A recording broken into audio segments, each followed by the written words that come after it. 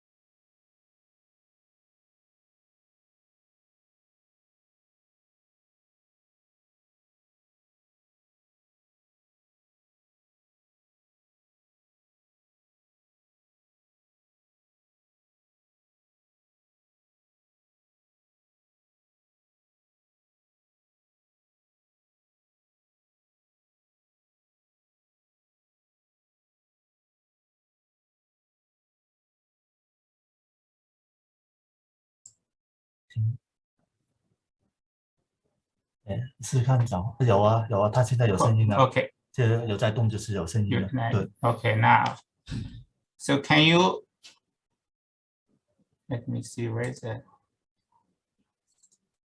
PowerPoint? 我们有或者有用的形式，就它在闪那个绿色，麦克风，但是它现在有声音了。Okay, 有听到的。So welcome everybody. We start now. So can you hear me? Please give me some feedback. Because the system is pretty bad. We need to take a test before we formally start.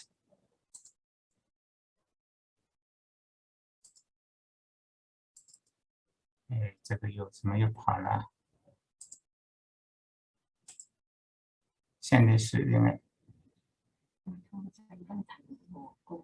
里有很多 chat. Yes. Okay. Okay. Can you see the PowerPoint? So Alice, please reply shortly.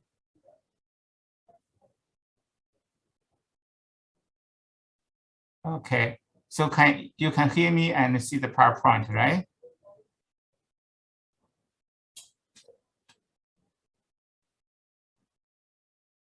Okay, we start now. And okay, thank you. Okay, so it should be okay. And if any problem, I will come back to you.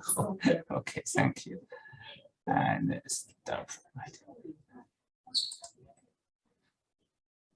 Okay, we can finally start. I'm sorry for the trouble, and because I didn't teach in last semester, I'm not familiar with the Zoom teaching system, and also the computer has some trouble.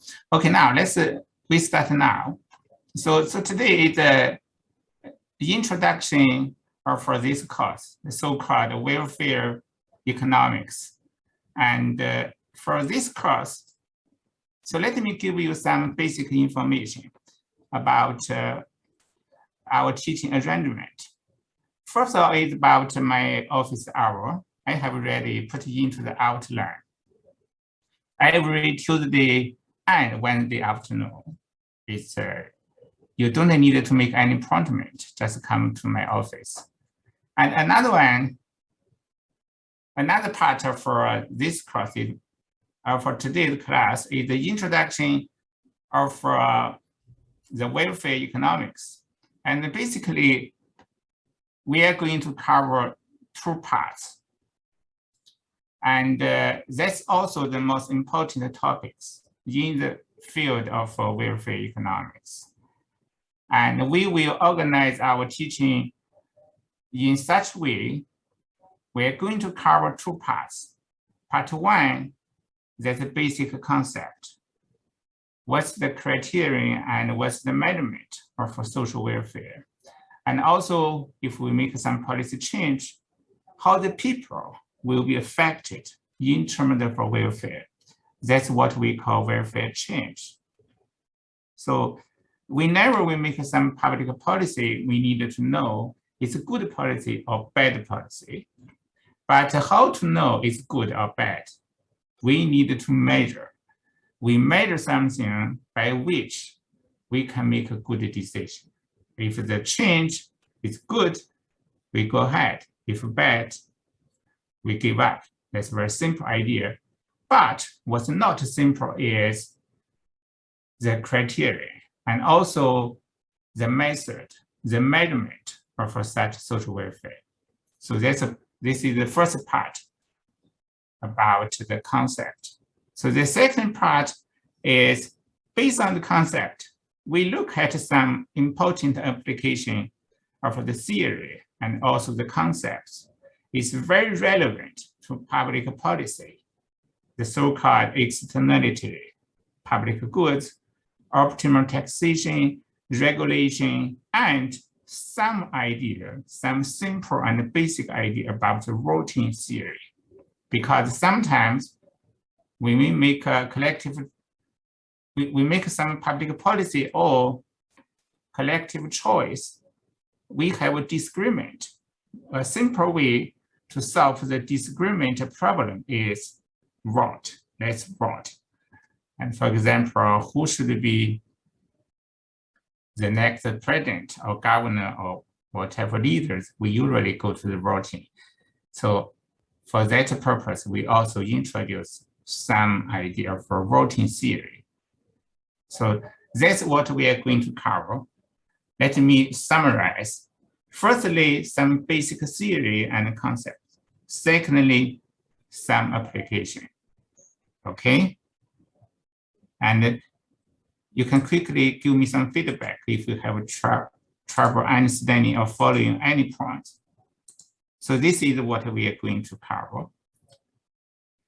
And now, let's come to the schedule and outline. And we will spend 2 classes, today and also next class. This is just the introduction. We introduce the idea of the so-called welfare, and also the relationship between utility and welfare, and then the major focus of welfare economics. So therefore, if you have some trouble in following the lecture, or I have some trouble in communicating due to the technical problem, that's not a big deal. Don't worry about it. It's just the introduction to that's a sort of a warm-up. And after the 2 classes, we are going to spend several weeks on the theory. The most important idea is Pareto optimal, and which I believe everybody has some knowledge about it from the courses you have taken in the past couple of years. And also, we again come back to the basic idea for consumer surplus, and we will elaborate, we will explain why consumer surplus is a very useful concept in this course in the welfare economics. So after that, again, we spend much more time on some specific topics, and as mentioned earlier, public goods, taxation, regulation, and so on and so forth. So that's what we are going to do specifically in terms of schedule. And now, the textbook. And we are going to use 2 parts of a textbook. One is a book. This is very popular and a standard textbook in the whole world, and also by one leading economist in the field of welfare economics. And unfortunately, we have the electronic copy of the whole book in our university library. So I have already given detail about which pages and which sections we are going to use in the outline. I have already put the outline in the Moodle system.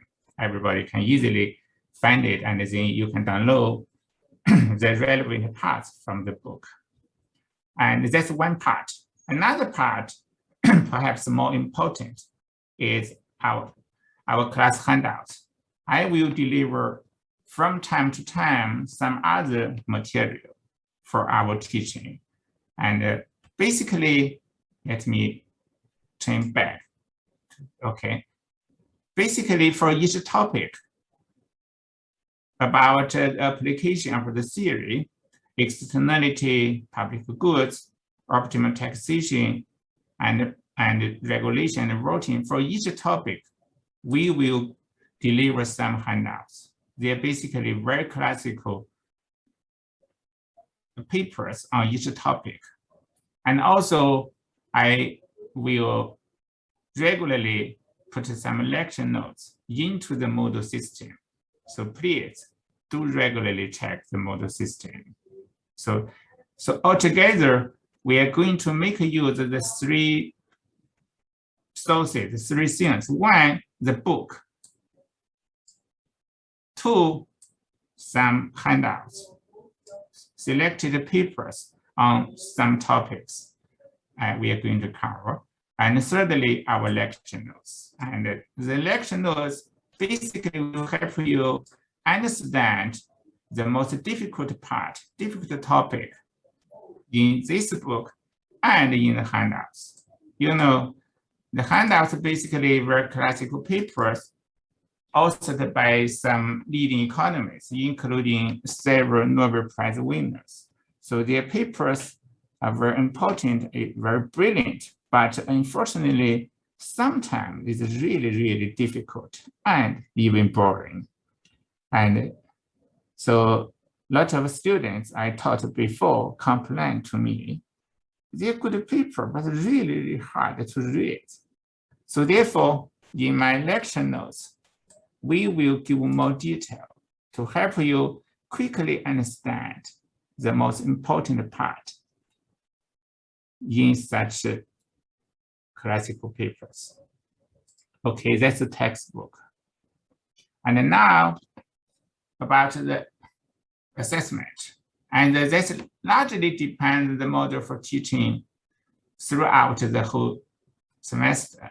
You know, the Zoom teaching model is not a good way, and it's not effective in many, many aspects. So this depends on, you know, the pandemic. If we have to go on like this, we will have only 2 assignments. I hope we can resume the, you know, the in-person in classroom teaching model. And then if we can do that in a couple of weeks, I hope we can do that after a couple of classes. Then we will have 3 assignments. And you know that the teaching and also the interaction between you and me will be more effective. And also the teaching quality will be better. So, and also we will have a final term exam. So that's about assessment. So let me check. Do you have any question or any problem to ask? Do you? Okay, if no, let's go to, let me quickly go through this part. To summarize, let's introduce me to you. I'm sorry, I should also give you opportunity for you, to each of you to introduce yourself to me. That is not fair, I just, you know, introduce to you. And also the content for this course. And then this is the schedule. Basically, the introduction part is not a big deal, just to give you some feeling, some idea about what this course is all about. And then with theory and then application.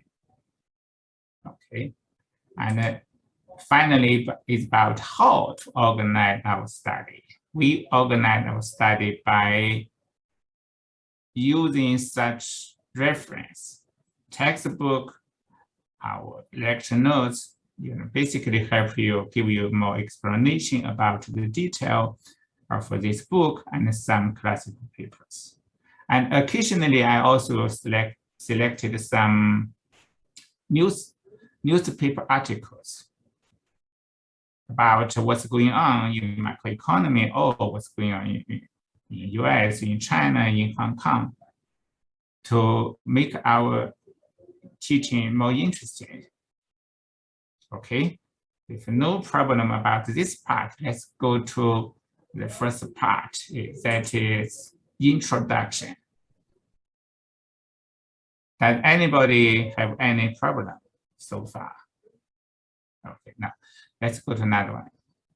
Let me check, and a lot of problem. Let me see if this one is okay, and okay, this one. Okay.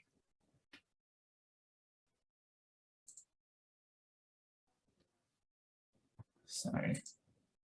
Okay, I will put this PowerPoint into the model after the class. And so this is what we are going to use for the introduction classes.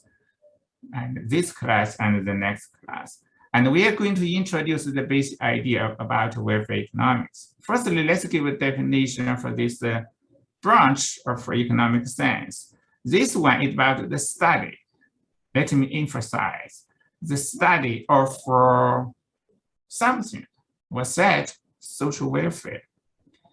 And qualification, we qualify social welfare by considering alternative economic situation. What does that mean? We will elaborate. The basic idea is we have some alternative, we have some option, we have more than one choices. So therefore, we need to compare all the choices and then try to figure out, try to identify which option, which choice is the best. That's what we mean by alternative. We do have choices. And then across all the choices, we select the best one and buy social welfare. Social welfare means something which is good for you and for me, for everybody, for every member in the society. My welfare, your welfare, everybody's welfare included. And clearly, it's not an easy job. So many people, sometimes they have a conflict of interest.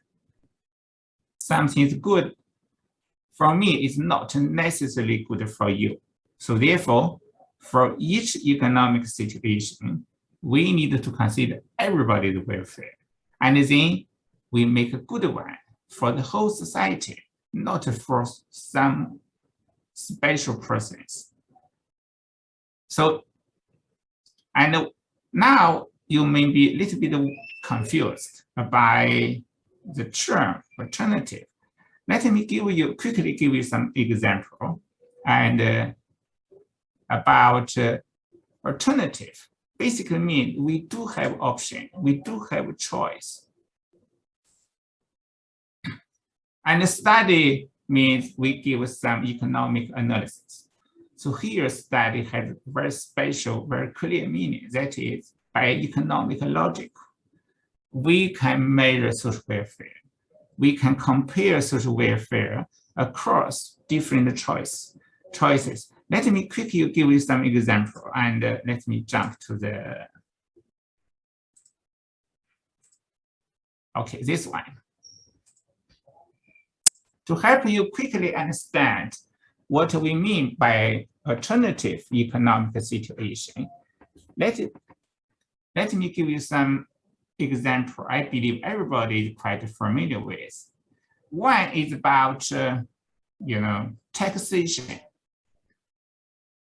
The casino industry, and also sometimes we call, rather broadly, gaming industry is very important for macroeconomy, for the people's employment, for the government revenue income, and for GDP, for the whole macro economy. It's a very important industry.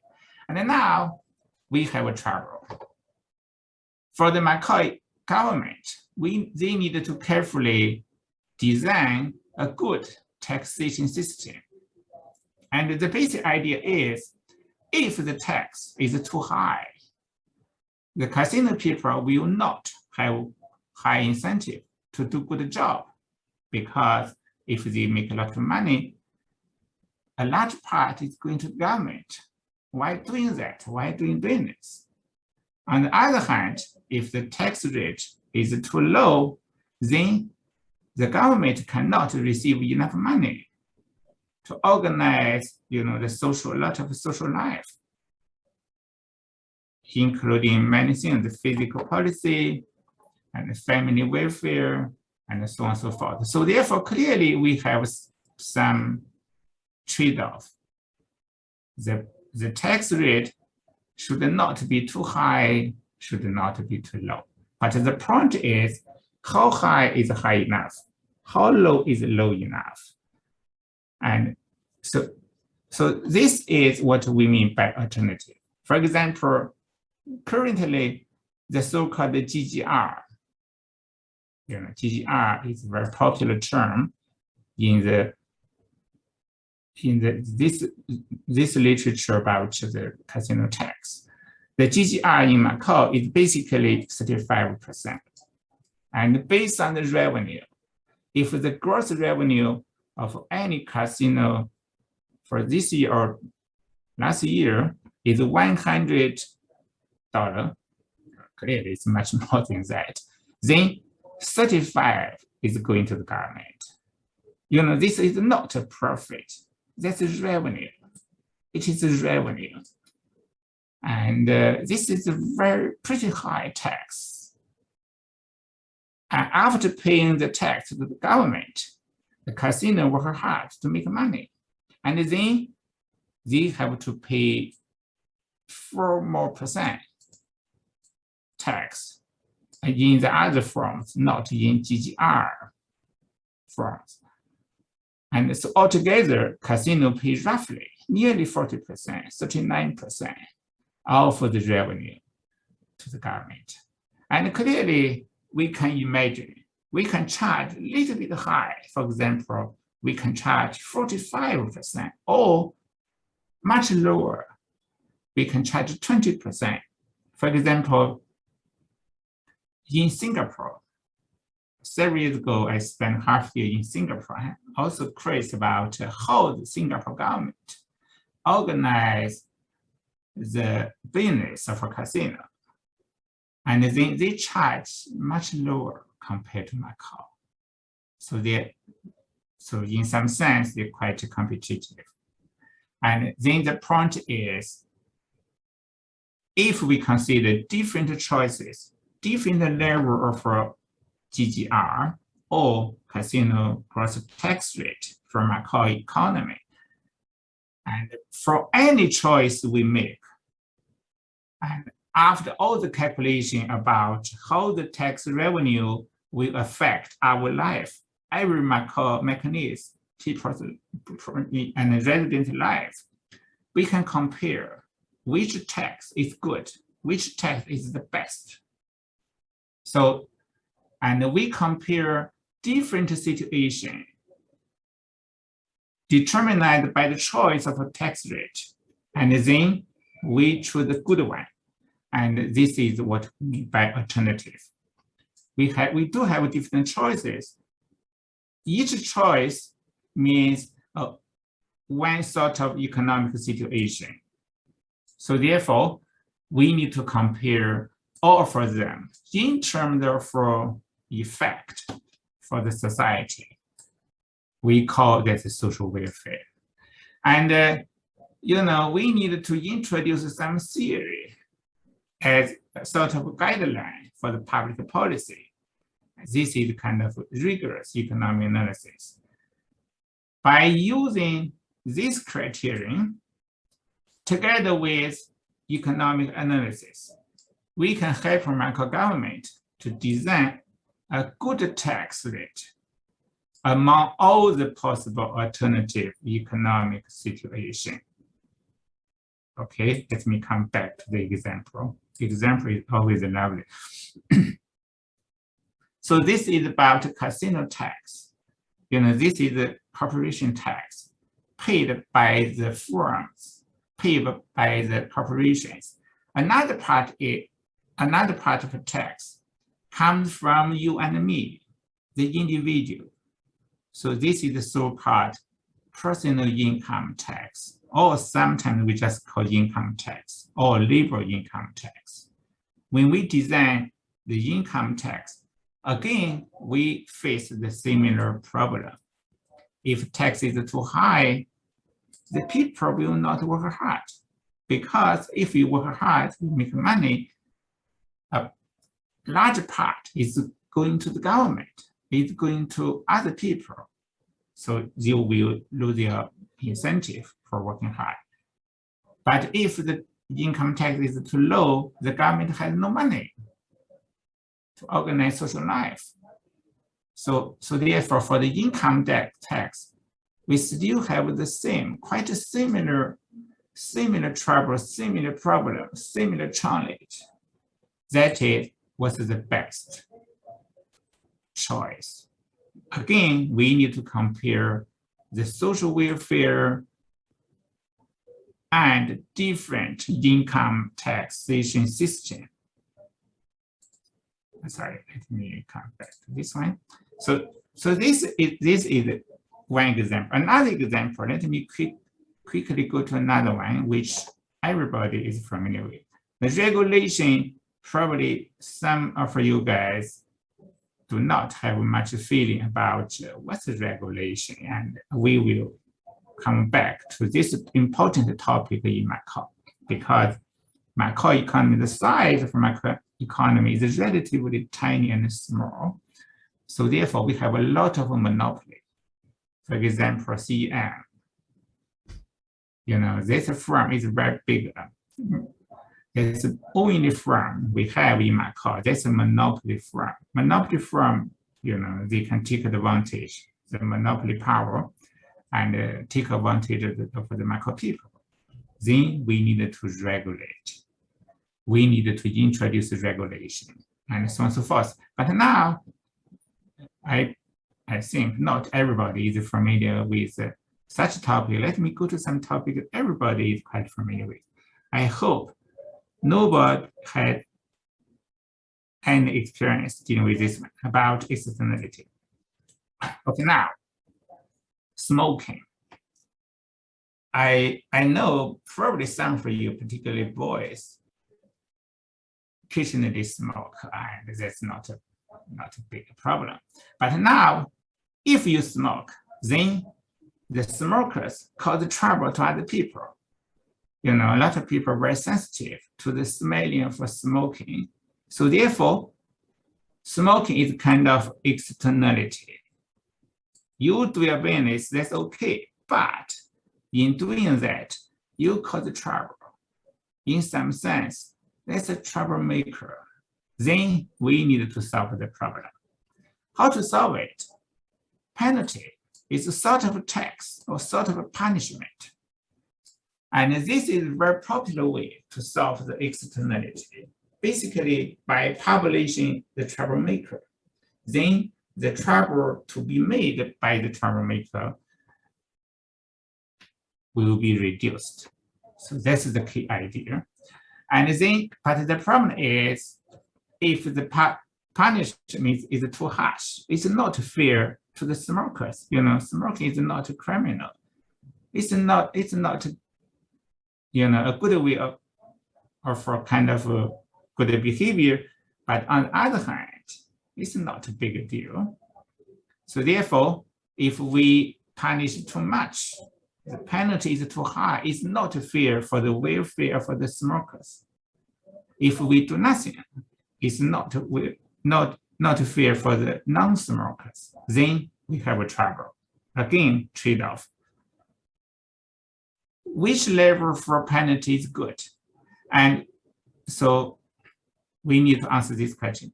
Firstly, is this a good way to solve the problem? If yes, and a lot of situations, the answer is yes, because it's very hard to find some other alternative way to solve the problem. And then if we go ahead with smoking penalty, how much is much enough?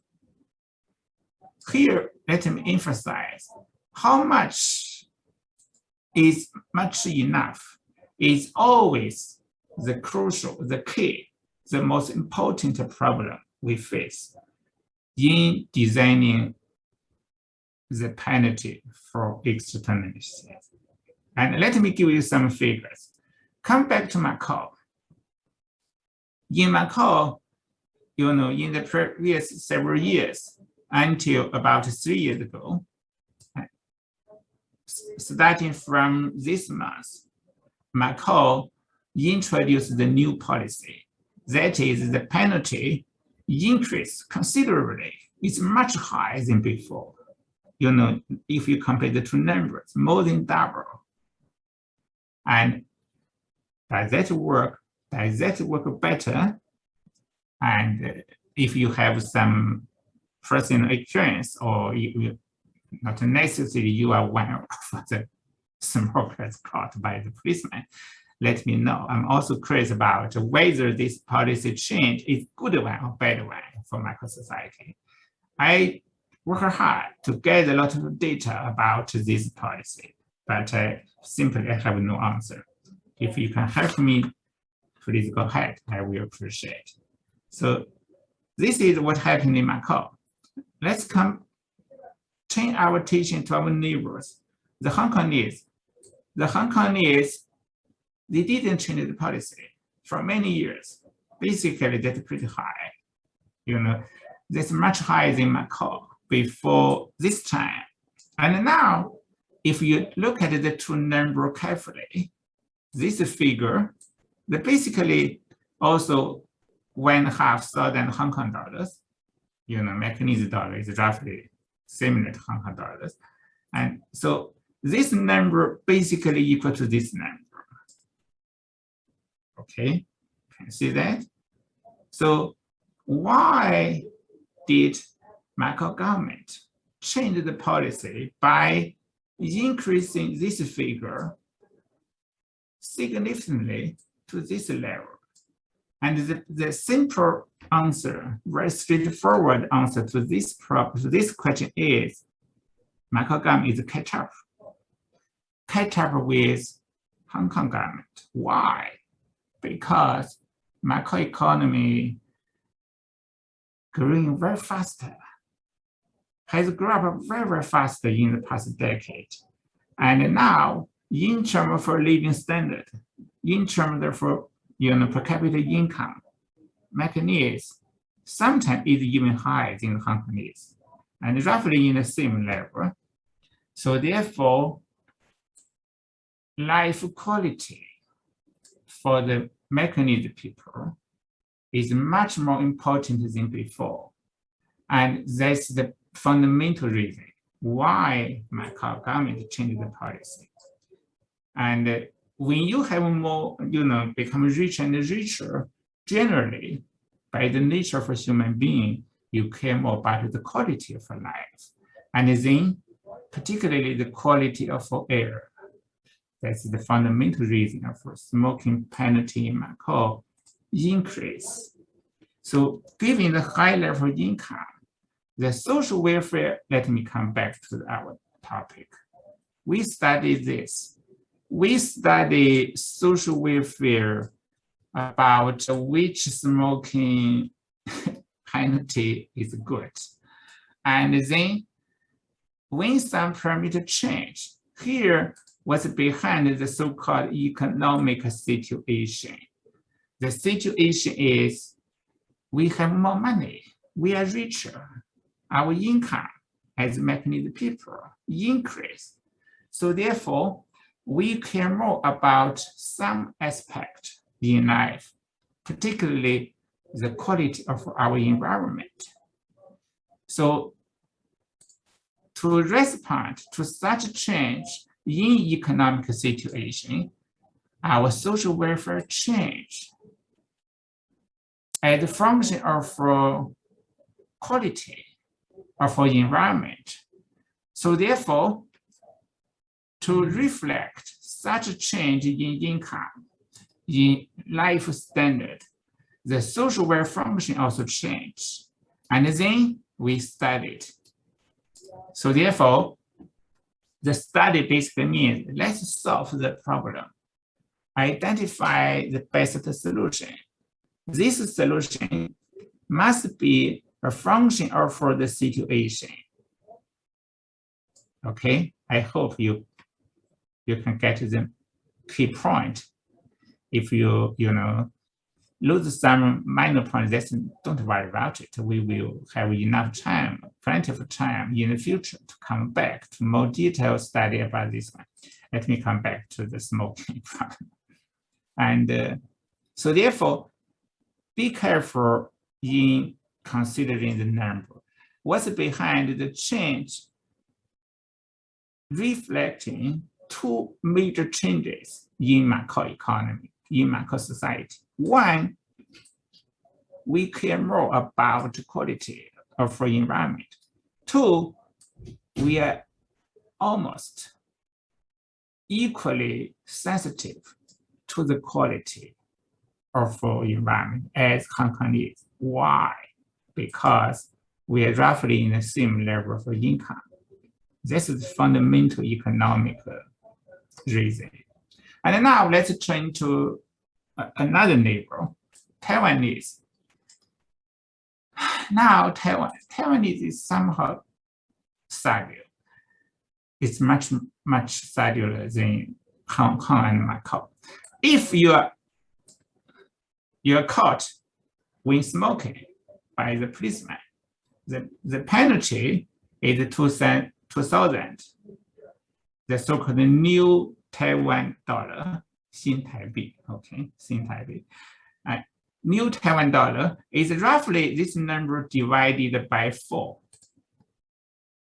That's 500 patakas, roughly the same as the old level of our penalty in Macau City. You know, this is 600, and this one is roughly equal to 500. Okay, but the problem is, you know, if you smoke, you know, sometimes you just, you know, carelessly, by some silly mistake, you forget the rule, and you feel, you know, somehow bored. Naturally, you take some cigarette and start smoking, and then, if you are not lucky, you pay this much money. But the problem is, if you argue, if you refuse to pay in the decent manner, like a gentleman or lady, that's what we call really bad. Okay, then you got into big trouble. Then the troublemaker will pay much more. And roughly this number, this amount of money, 2,500, is even much higher in Hong Kong and in Macau. You know, in terms of per capita income, Taiwan is far behind Hong Kong and Macau. But the life quality is pretty high in Taipei. But in terms of per capita income, Taiwan is much behind us and our neighbor Hong Kongese. So, but still, this one is pretty high. So here you may find something interesting. The Taiwanese, they give you more flexibility. You know, if you are caught for the first time, for example, a lot of teenagers, high school students, particularly boys, sometimes girls, they try to be somehow naughty in a smart way, just for fun, they smoke. You know, they're still kids, nobody takes it seriously, but you still have to pay $2,000. That's a big money for kids, but it's not very that bad. And then, if the smoker's behavior is even worse than that's a punishment. Not only a penalty, it's basically punishment. So therefore, the Taiwanese, they organize society, social life in such a way, give you a little bit more flexibility.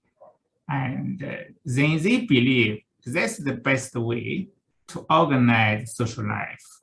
And in terms of, again, let me go home, social welfare, they believe, given the culture and social background, this is the best way to reflect the different economic and social situation, and to choose to design the best policy for controlling, for solving the externality problem. Okay. And now let's go to another neighbor. This is Singapore. I believe anybody who has any experience of traveling to Singapore, one thing you will never forget, that is you must follow the rule. They're really harsh. And Singapore government will punish every smoker seriously. This 200 Singapore dollars This number basically time, I didn't check the recent exchange rate, basically times 6. And then the major trouble comes here. If you argue with the policeman, then you will, I forgot to give another number. This number will be 5 times this number. That's a lot of money. Sorry, I forgot this one. And basically, sorry, this is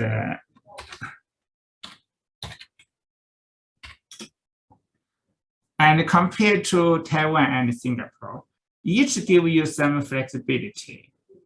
You are caught pay money. And if your behavior is even worse, pay more. But in Singapore, it's much more than that. That's 1,000. You know, that's one try for smoking. You pay such high price. That's roughly 6,000 Hong Kong dollar or Macau dollars. So, and now if you put the 4 cities all together, or 4 regions, this is the country, this is the region, this is the city, this is another city. And if you compare the 4 economies, you may find this one, we have a uniform rule. However, smoking caught, pay penalty. That's a single number, okay? And Taiwanese and Singapore, they give you a sort of flexibility. But if you compare Macau and Hong Kong, you can figure out some interesting information about how quickly Macau has catch up with Hong Kong in the past decades. And if you compare Taiwan and Singapore, the 2 economies, they are both flexible, but clearly, Taiwanese is much more friendly, much less harsh than Singapore toward the smokers. Singapore really harsh, and not only smoking. If if you are eating food in the subway, on the bus, you will pay a lot of money, even much higher than this number. That's really horrible. Anyhow, that's the way Singapore government solved the problem. And now, again, let's spend a little bit more time on this. Why Singapore punished so harshly, so much? It's not fair, right? Particularly for foreigners. If you just travel from a very liberal country like France, like Italy, like Australia to Singapore, you naturally, you don't take the rule very seriously, but you will be seriously punished. So therefore, it's not fair. And also not fair for the local people, particularly for the low-income people. They will pay a lot of money from the pocket. This is a serious trouble for the poor people. But then why Singapore design the policy in such a way? They're not silly, they're not foolish. They're quite smart, actually, because some culture, some social norms, some culture factors, social norms are really different across the 4 economies. Basically, we have different value system. The Singaporeans, they care about following the rule. Wherever you are, whatever you do, follow the rule. Otherwise, you get into big trouble. And the Taiwanese give you much more flexibility. They believe everybody needs to learn. In the process of learning, everybody is mistaken. You make a lot of mistakes, and by making mistake, you grow up. It's a very simple philosophy. And Hong Kong, Macau is somewhat different. We are basically commercial city. Hong Kong, Macau commercial city. we don't have countryside. We don't have agriculture in Macau. The same thing can be roughly said about Hong Kong. We just live in the city. And Taiwanese, they have some people living in the countryside. They don't know much about how the city life is organized. So therefore, in design policy, you must give much more flexibility compared to the Macanese and Hong Kongese. So basically, this, again, let me come back. Economic situation. And now, keep in mind the smoking penalty example, the figures. If you don't remember the figure, it doesn't matter. But what you need to know, need to be aware of is they're different from one city to another. So now if we compare how to design a good social welfare policy across 4 different cities, and then we will considering Taiwan, Macau, and Singapore, we are considering different economic situation. So therefore, for each of them, we need to give an answer. But such answer may be quite different from one economy to another because we are facing different economic situation. So, and now let's carefully compare and think about the taxation. You know, when we consider taxation, we also argue that we need to maximize, in some sense, the social welfare. For alternative, what's the alternative? This depends on our choice. We can charge different tax. So this is kind of endogenous. We decide, we Macanese people, you and me together with the government, nearly 1 million people altogether make a decision. And the alternative economic situation is made by us. That is a tax. We charge a different tax. We provide different business environment for the casinos. Okay, so therefore, such alternative economic situation is exogenous. Is endogenous. That depends on what we do, how we do. But if you compare to this one, the different situation, one situation, for example, in Taiwan, another in Singapore, Taiwanese, you know, in terms of for smoking penalty policy, is much more friendly to the smokers in Singapore. And we compare Taiwan and Singapore. That's 2 different economic situations. But this situation, such situations are exogenous giving. You can't control. You must take it as given, take it for granted. So therefore, let's come back. Just be careful when we claim alternative. Sometimes such alternative is decided by us,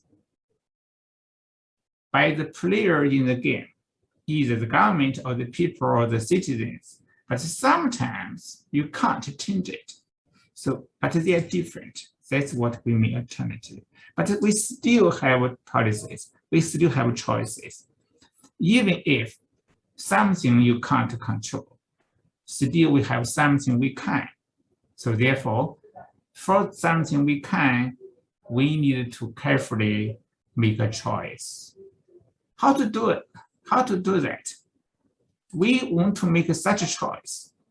It's a good choice for the society. And here, that's a key idea. Society, good for society, what do you mean by good for society? We put the 2 terms altogether. Good for society. That's a social welfare, social good in some sense. It's good for social, for society, for the, you know, in a social sense. And then what's a social? What do you mean by social? You know, we are pretty different from each other. We have different preference. We care, more or less for different things. And also, what do you mean by welfare?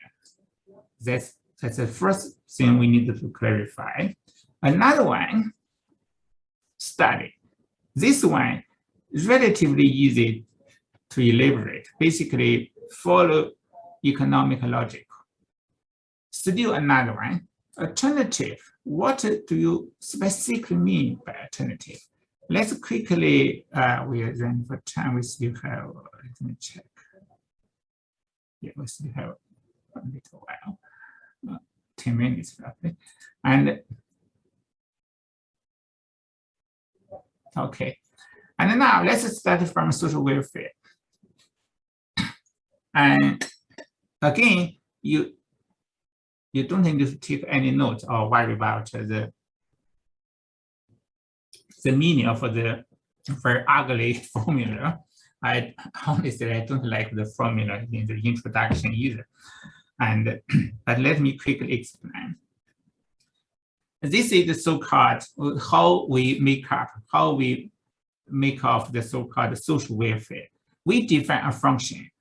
Function means the value for this thing depends on many other things. What's that? Suppose we have I. I is a number for individual, number for citizens. For example, in Macau, we have roughly 3/4 million people.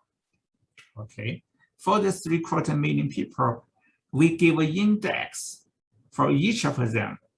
I'm number 1, so Alice number 2, John number 3, and so on and so forth.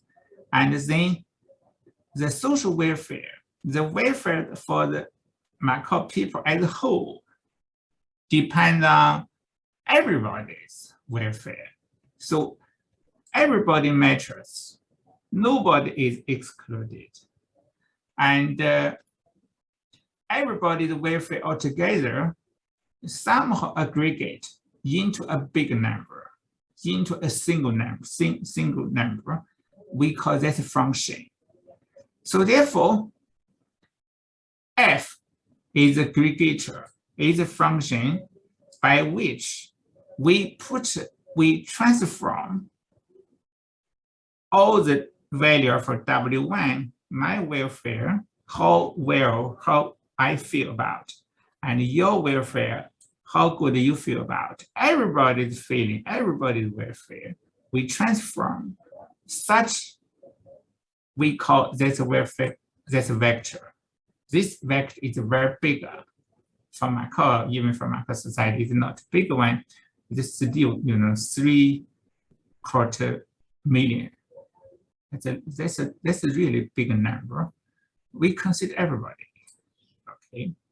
And then we aggregate everybody welfare into a single number. We call that welfare aggregator. Okay, and now this function is not arbitrary. We need to give some qualification, to give some sensible qualification on F.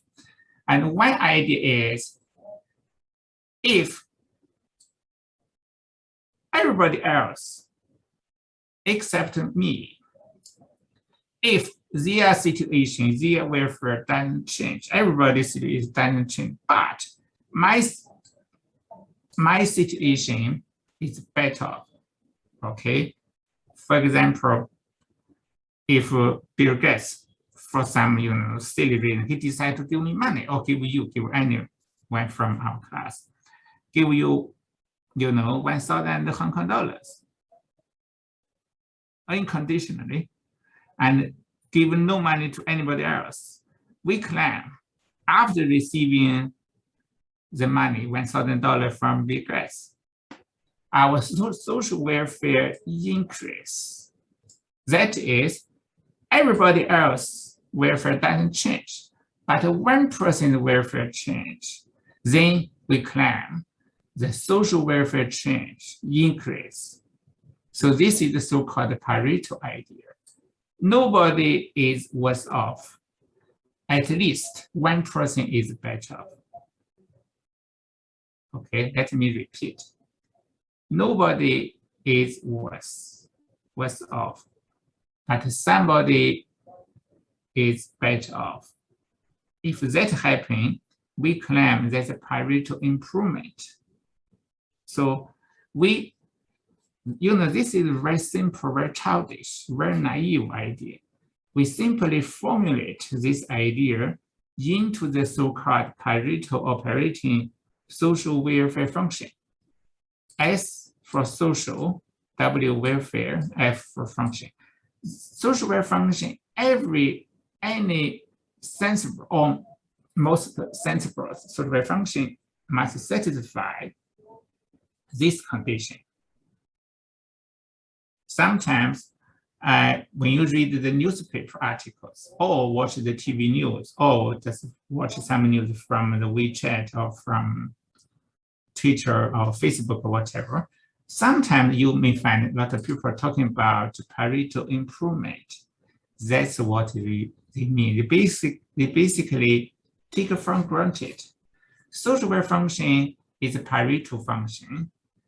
If nobody is hurt, it's worse off, but at least one member or some members of a society better off, then that's good.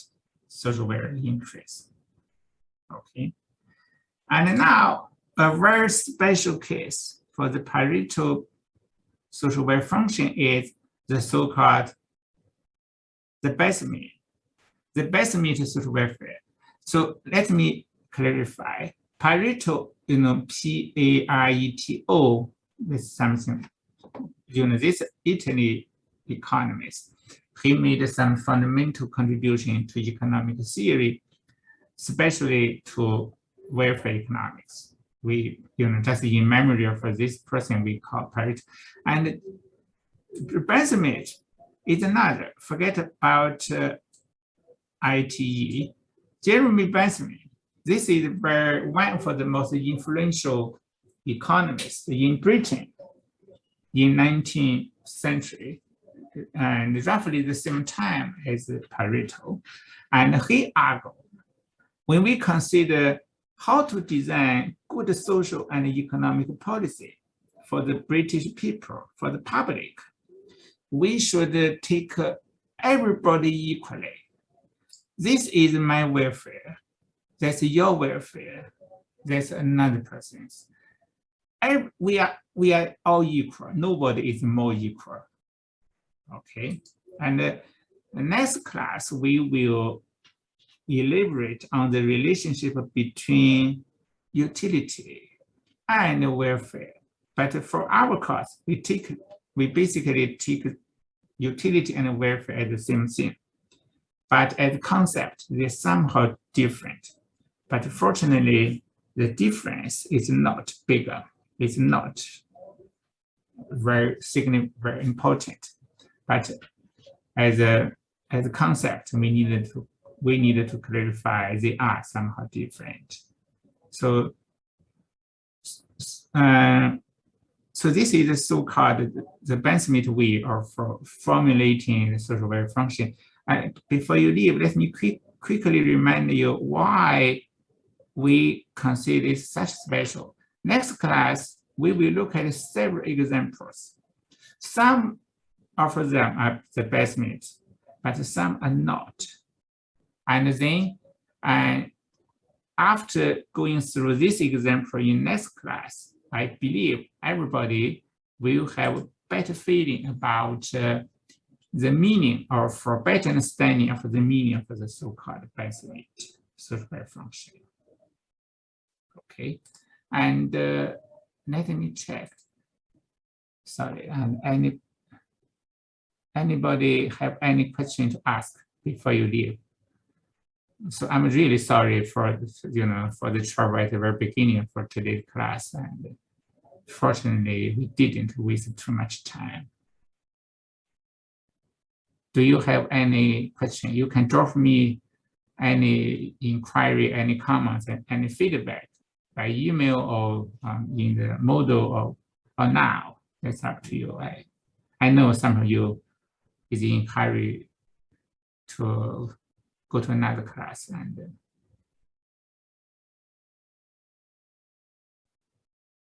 let me check.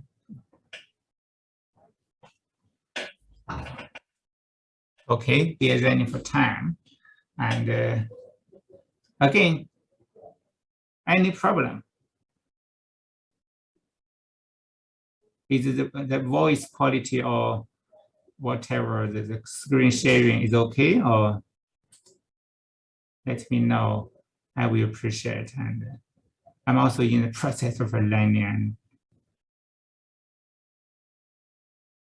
Okay, if no, that's all for today. See you next Tuesday, I think. Okay.